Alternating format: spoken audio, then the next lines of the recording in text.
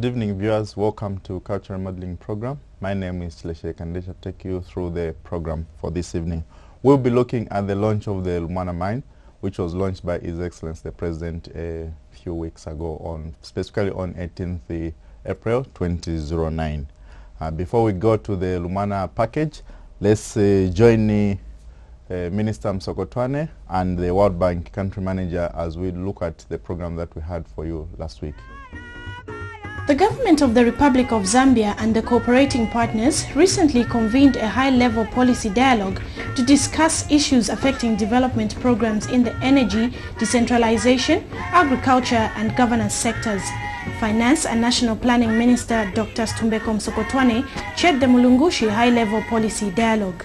The role of aid has been pivotal in our national development efforts, and the time has come to once again renew our commitment to ensuring that it is effectively channeled towards our development goals. As we begin the journey of creating the 6th National Development Plan, the effectiveness of aid in Zambia must be examined to ensure that it is optimally targeted during the next plan. A large number of projects continue to be funded outside the budget and outside the Yellow Book, and this continues to pose difficulties in measuring both the impact of such aid as well as its effectiveness and alignment to national development goals. I hope that going forward, we are able to improve our ability to streamline aid flow data and disseminate this information through a development cooperation report to various stakeholders in a transparent and timely manner. Government's objective over the medium term is to rapidly diversify the economy and, while doing that, aggressively promote investment and significantly improve labor productivity in the economy. These 3 pillars will support our efforts to enhance competitiveness across the broad spectrum of economic activity in Zambia. Our cooperating partners have a vital role to play in these efforts by increasing the amount of concessional resources available for the government to engage in these reforms. Aid should support these objectives, and while not neglecting key areas such as social protection, should also be available to finance initiatives that yield a higher economic return in a shorter period of time. Zambia's cooperating partners presented several issues, amongst them which was a comprehensive paper on decentralization. The cooperating partners also had a message on the future relationships with government. I think there was a lot of support that was expressed by the cooperating partners for the government's efforts. There was a lot of recognition that Zambia is going through, like many countries in the world, a difficult time because of the global crises. But at the same time, an appreciation that how Zambia emerges from this crisis will depend very much on the kinds of policies that the country puts in place. On our side, we are very much supportive of government's development agenda. In particular, how can we bridge the gap, the service delivery gap between rural and urban Zambia? How do we make sure that we can get more of the rural population to participate in economic activity? And how can we get jobs created so that we can make a dent in poverty? And so it was in that context that we discussed 3 key sectors or 3 key agenda items, which were decentralization, energy, and agriculture. And in particular, I think there was a lot of discussion about how Zambia can diversify its economy away from a dependence on copper. And here we talked about the kinds of actions that Zambia can implement in order to reduce the cost of doing business and to increase competitiveness. And this has to do with critically examining things like licensing. Do you really need 500 licenses in place? Looking at the energy sector and saying, how do we make sure that the operations of ZESCO can be made more efficient so that the tariff increases can be mitigated by efficiency improvements? What can be done to the fertilizer support program and the FRA program and more resources allocated towards critical areas like rural roads, research, extension, and so forth.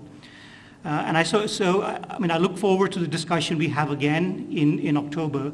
As was mentioned, these are periodic events. These are events that allow us as cooperating partners to sit down with government at the highest level and to put some issues on the table and to get responses from government. And I think it was a very productive meeting. That was Minister Musokotwane and Dr. Kapoor giving us an insight on the high-level policy dialogue which took place at the Mungushi International Conference Center a few weeks ago. At this point in time, it is my pleasure to take you through the economic outlook. We are looking at some information concerning exchange rates. Here we have information from the Bank of Zambia on the kwacha showing that as at 24th April 2009, US dollar buying 566.0.48, selling 5680.48, pound 8307.31, selling 8338.37, and the euro 7499.00, selling 7527.20. Rand 683.33 and selling 641.87. At this point in time, I would like to inform you that we've added some other information in our outlook. This is information indicating to you how Zambia has been performing in terms of imports and exports. This information is from the Central Statistical Office. On the table there, you have information showing that CIF imports for January were at 1,355,733 millions, and domestic FOB 10,21874, re-exports free on board 96,072. Total exports that in January stood at 1,117,947 millions of kwacha, but there was a trade balance of minus 237,786.5, meaning we imported more than we exported in the month of January. In February, the figures stood at total exports 1,128,547, and the trade balance was 163,300.1, indicating that we still imported more than we exported. And the total for the period under review, which is January and February, indicates that CIF imports 2647580, domestic free on board 2065924, re-exports FOB 18569, and total exports for the period January and February 2246493. And for that period under review, the trade balance was minus 401,086.6. The figures for March will be given to you as CSO gives us the monthly report for April. If we move on, you'll see that we have some information there on total exports, CITC codes, kwachas in millions. We have some information there on foods and live animals. Those are some of the things that were being exported. Tobacco, crude, minerals, except fuels, minerals, fuels, lubricants and related materials there also. We also had some exports related to animal and vegetable oils, fats and waxes. There are also some exports in terms of chemicals, and we'll go down there. We'll see that we have some information on manufactured goods. This indicates to you the state of the manufacturing industry in Zambia. Refined copper, the value in terms of copper, as we will be discussing later on, you'll be interested to know that refined copper for February exports was 77.8% share of the total exports, standing at 5,54799 millions, and the value in terms of millions for January was 538,708, and the total percentage share was 72.6%. So January exports of copper as a figure in term as a comparison to the total exports for the country stood at 72.6. Copper compared to the total exports in February stood at 77.8. If we move on down the graph there was also some other export items in terms of machinery and transport equipment, miscellaneous manufactured articles, commodities and transactions not classified anywhere in the CITC. The total picture for January and February stood like this. In January, total exports stood at 1,117,947, and in February 1,128,546. If we move on, you'll see that we still have some other information there on exports. These are specific export items for February, but what we would like you to understand is where we export most of these items we've discussed this evening. Our major export destinations are Switzerland, South Africa, China, Congo, DR, and India. And in this respect, the scenario is like this. As a percentage of our total exports, we export about 52.6% to Switzerland in the month of February. South Africa 9.4%, China 8.9%, Congo DR 6.1%, India 3.0%, other destinations 20%. And the total value of exports in the month of February, for instance, was 1,128,547 millions. So this is some new information, I'm sure, for many of you who may not have known that basically most of our imports go to Switzerland. If we move on, we have some information there on imports, on live animals, beverage, and tobaccos. Tobaccos, basically, I think these are finished products, cigarettes, and so on and so forth. Then crude materials, excluding fuels, minerals, fuels, lubricants, and related materials also are indicated there in the table. We have some information showing you what the import picture was in terms of animal and vegetable oils, chemicals, manufactured goods, and so on there. But the picture for the month of January and February is like this. In January, we imported a total of 1,355,733, and in February 1,291,847. At this point in time, viewers, it is my pleasure to take you to a very, very special package this evening.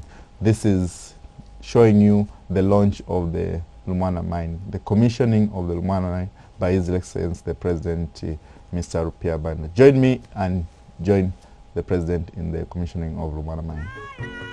Equinox is an international exploration and mine development company dual-listed on the Canadian and Australian stock exchanges. The company is focused on operating its 100% owned Lumwana copper project in Zambia. Located in the northwestern province of Zambia, 220 kilometers west of the Copper Belt and 65 kilometers west of Solwezi, Lumwana is easily accessed by the Northwest Highway. The construction of Lumwana mine commenced in early 2006, and the mine was recently commissioned by Zambia's Republican President, Mr. Rupiah Banda. Equinox has invested over $1 billion United States dollars, which includes development of a modern town in Lumwana, a shopping complex, a school, and a clinic. Lumwana Township construction is well underway with over 500 houses which have been occupied. To ensure that the new mine and township is adequately supplied with power, Zesco Limited has also commissioned a 330 kilovolt power line extension from Solwezi to the Lumwana substation. The Lumwana project comprises of the Malundwe and Chimiwungo deposits. The Lumwana mineral resource is as seen in these slides.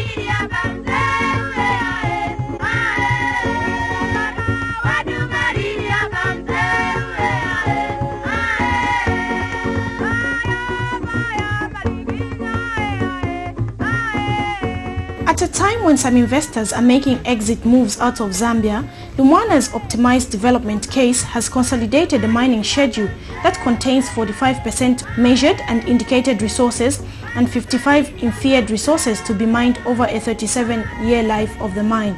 This is on the basis of processing 20 million tons per year of ore to produce copper concentrates for consignment to smelters on the copper belt.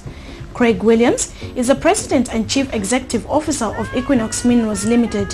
He is a geologist involved in mineral exploration and development over 32 years.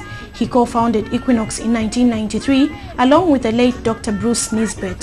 Mr. Williams and the late Dr. Nisbet were jointly awarded Prospector of the Year in 1994 by the Australian Association of Mining and Exploration Companies in recognition of their track record of discovery. Mr. Williams and his family travelled from their base to attend the commissioning of the Lumwana mine. It is critical for the ongoing credibility of this country as a good international investment destination that the faith and courage that these stakeholders have in this country are also rewarded. All these factors facilitated the building of Lumwana as we see it today. The largest new copper mine to have been built anywhere in the world in the last 3 years.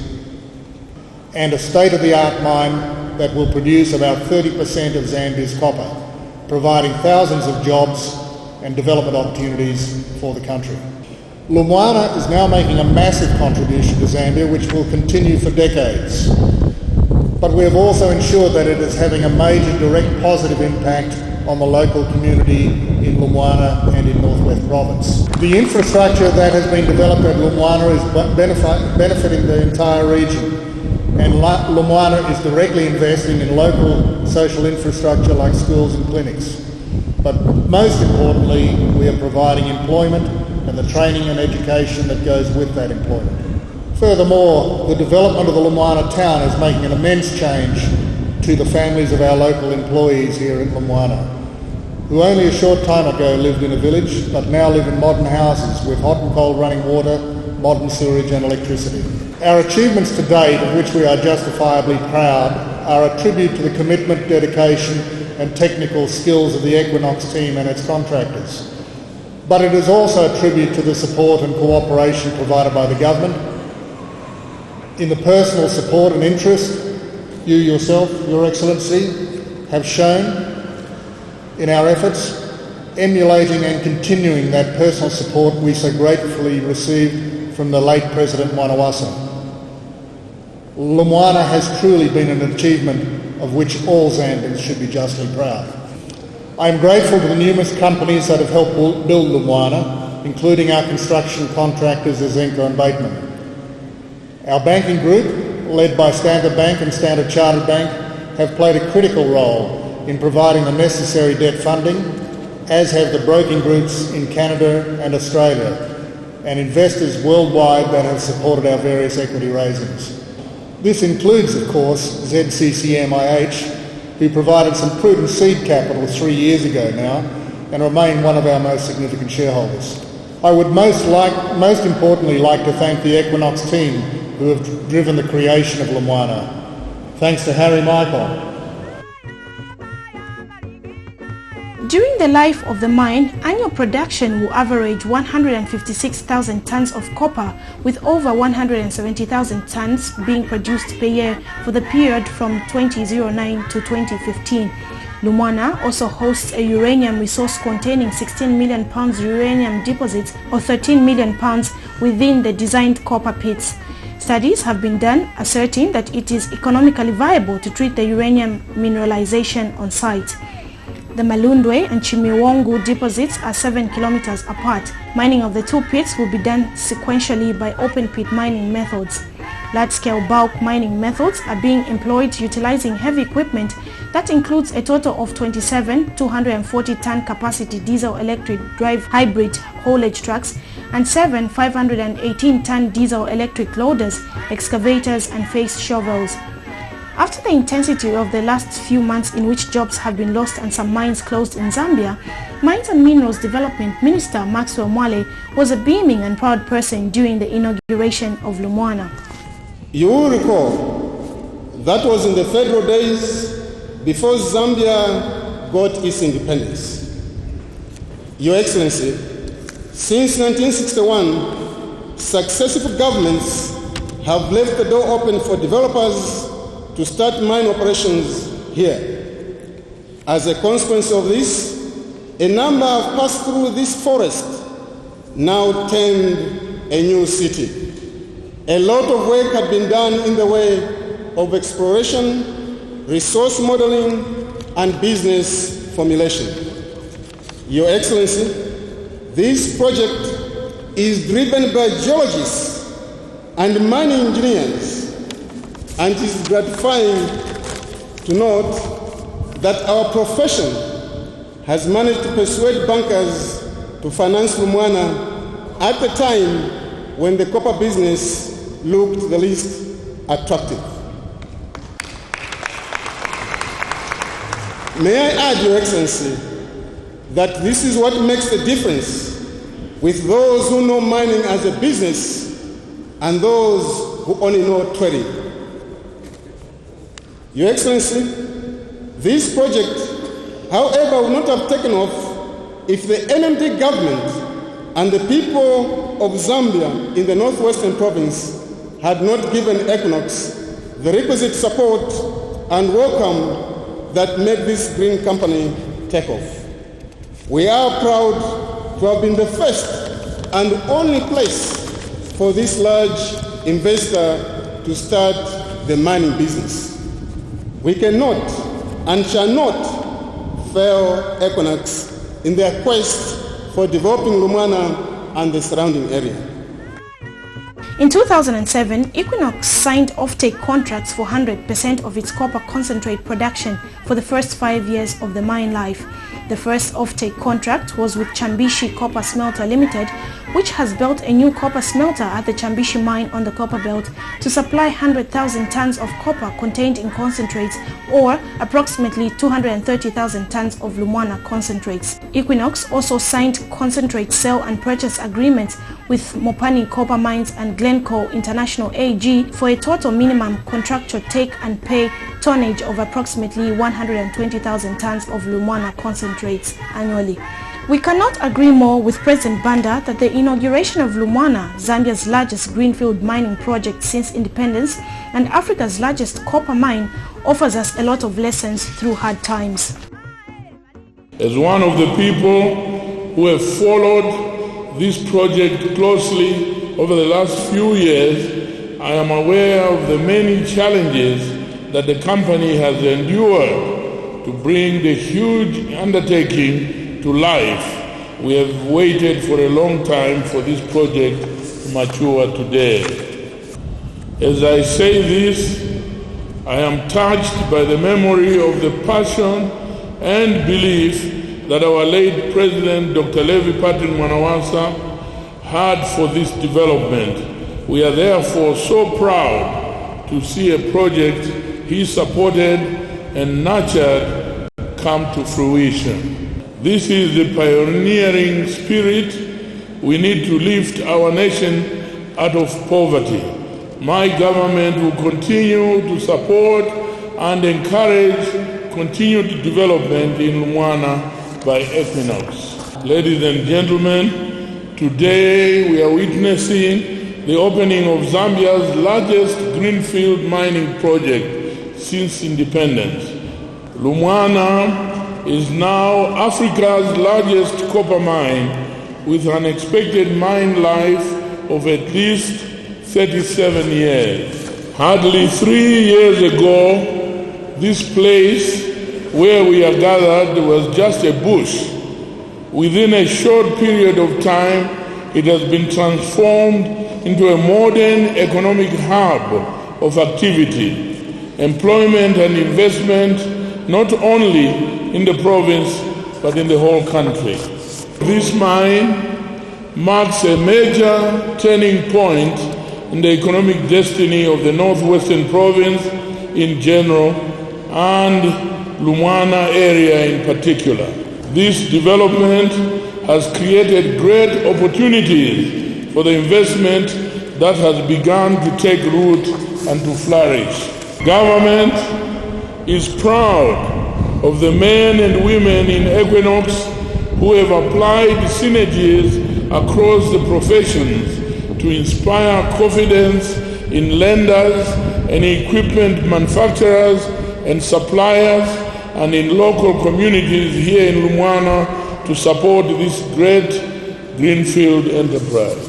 Equinox came to Zambia in 1996, and despite the challenges of raising investment funds, they persevered. As a result of this perseverance and hard work, in 2006, Equinox managed to secure a $664 million debt finance package with 14 international banks to develop Lumwana into the largest copper mine in Africa. This underscores the belief the company had in the government and people of Zambia to place such large amounts of money at risk in a greenfield project. I would therefore like to pay tribute to the geologists, mining engineers, metallurgists, process engineers, mechanical and electrical engineers, finance experts, and logisticians who all together has made this undertaking by investors of Lumwana a reality. Ladies and gentlemen, the project we are inaugurating today offers a lot of lessons for us as a country, even as we go through these hard times. The first lesson we learn from this project is that for us to succeed, we must have perseverance.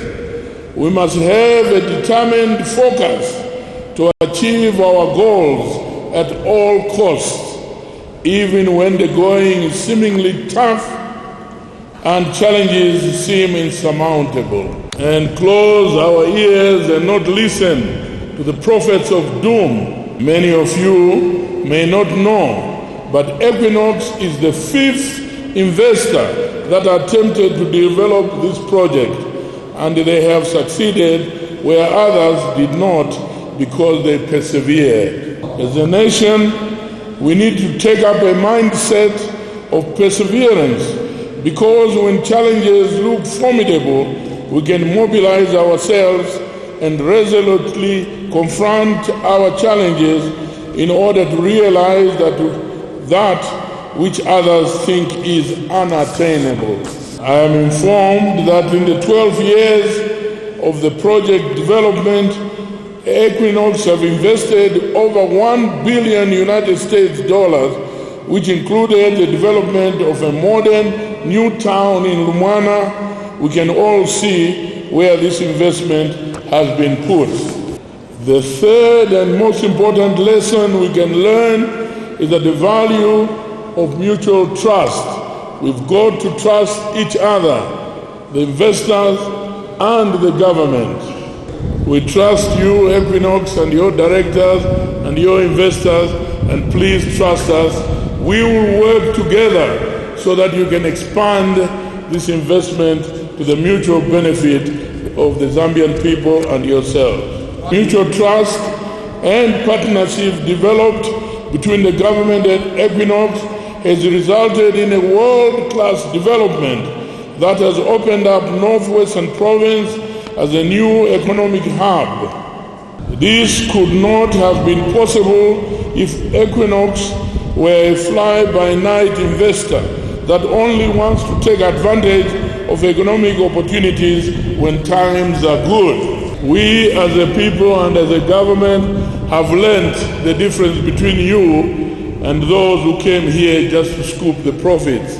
Many of them folded up and told us that they were leaving. They were placing our mines under care and maintenance. But now the prices are going up. I hear they are coming. And they are lobbying some members of parliament, fortunately not from my party, to ask them to tell us that we should reconsider them to come back. Of course, the answer is no. We will stay only with the serious investors.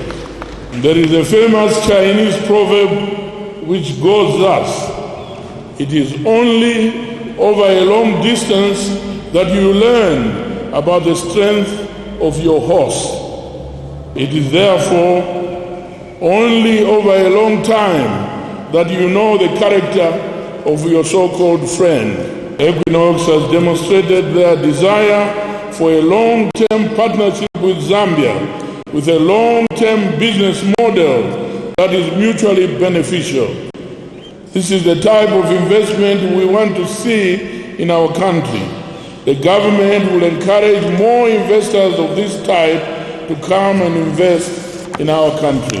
Ladies and gentlemen, Equinox has also proved to be a genuine partner in uplifting the well-being of the citizens through the corporate social responsibility, which have included the following community development programs: a home ownership scheme for the company's employees, training and development programs for the employees largely recruited from the surrounding villages, construction of new classrooms, teachers' houses, health clinics, the first library in the area, as well as women's center in Mutanda.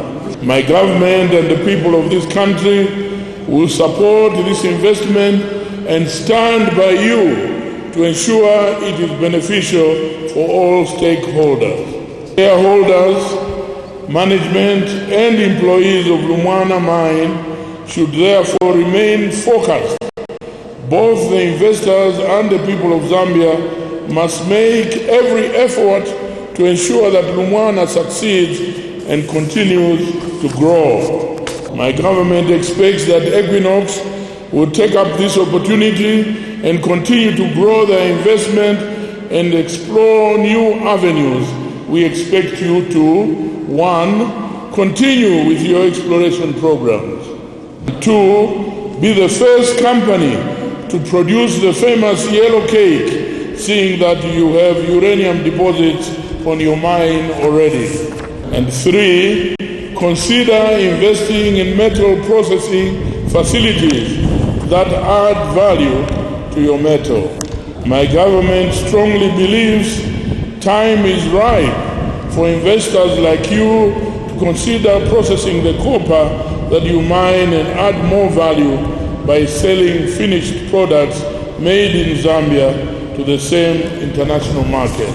In closing, I wish to reiterate the fact that Zambia still remains an attractive investment destination. My appeal to the shareholders of Lumwana is for you to make every effort to engage my government through the relevant authority on matters that may destabilize this investment. My appeal to the shareholders of Lumwana is for you to make every effort to engage my government through the relevant authority on matters that may destabilize this investment. You are in Lumwana, in Zambia, and we want you to attain your goal and touch your vision in Lumwana. Being so big and so respected worldwide, we hire you as Zambia's ambassador and tell the other people in the world that Zambia is a good place to invest in. It's a new dawn in the northwestern province and Zambia as a whole, and it is my singular honor and privilege to be able to participate in the declaration of Lumwana Copper Project. I wish God to bless us all, especially your manager and your chairman and those that have looked after this mine from inception to where it is today. We are very proud of you, and we will show you by bringing many visitors to Zambia, other heads of state, so they can see how well you have managed this investment and how well Zambia has worked with you. I thank you, and thank you once again. The first lesson Zambia has learned from the Lumwana project, which marks a major turning point in the economic destiny of Northwestern Province, is that for the country to succeed, it needs to persevere. We also agree with President Banda that success does not come easily, as during the period of planning and development of Lumwana, colossal sums of money were invested in infrastructure, mining facilities, community sustainability and business development programs. We again agree with President Banda that the third lesson from the project, whose pioneering spirit could lift Zambia out of poverty, is a value of mutual trust and partnership developed between the government and Equinox Minerals Limited. Indeed, Equinox is a type of investment we want to see in Zambia. To ensure this, government will continue to encourage more investors of this type to come and invest in our country. Through the mega investment at Lumwana, Equinox has proved to be a genuine partner in uplifting the well-being of the citizens through their corporate social responsibility. Well then, viewers, that was our package, our special package on Lumwana, showing you what was happening in the northwestern province. Very, very amazing indeed. While elsewhere around the world, and even in Zambia, mines are closing, companies are finding it difficult to move on. Equinox Minerals Limited has had this power, the energy, the drive to launch the Lumwana mine in the midst of a global financial crisis. This is a commendable job indeed, viewers. As you agree with me, the future is in our hands. At this point in time, viewers, it is my pleasure to introduce a colleague of mine. This is Mr. Clinton Jovu, is an accountant in the Ministry of Finance. He's going to give us some end thoughts for this evening. Clinton. Our today's Bible reading comes from Galatians chapter 6, verses 1 up to 10. The Bible reads, "My brothers and sisters, if someone is caught in any kind of wrongdoings, those of you who are spiritual should set him right. But you must do it in a gentle way, and keep an eye on yourselves, so that you will not be tempted too. Help to carry one another's burden, and in this way you will obey the law of Christ. If someone thinks he or she is somebody, when really they are nobody, they are only deceiving themselves. You should each judge your own conduct. If it is good, then you can be proud of what you yourself have done, without having to compare it with what someone else has done. For we each have our own load to carry. Those who have been taught the Christian message should share all the good things they have with their teachers. Do not deceive yourselves. No one makes a fool of God. People will reap exactly what they sow. If they sow in the field of their natural desires, from it they will gather the harvest of death. If they sow in the field of the Spirit, from the Spirit they will gather the harvest of eternal life. So let us not become tired of doing good. For if we do not give up, the time will come when we will reap the harvest. So then, as often as we have the chance, we should do good to everyone, and especially to those who belong to our family in faith." This ends the Bible reading for today. Thank you very much, Clinton. That was Clinton giving us the end thoughts for this evening. Indeed, viewers, we reap what we sow. As we've seen in Lumwana there, we are reaping what we've sowed in terms of economic growth.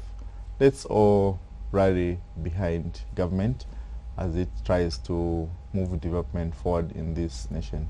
Yes, there are challenges in the way we relate, challenges in the way we implement programs, but at the end of the day we are doing all these things to benefit everyone at home, everyone within this country, and all the Zambians in whose interests we are doing these things. God is giving us the strength, and we will move on. Next week we'll be looking at regional development, specifically focusing on northern and western provinces. Thanks for joining us, and good night.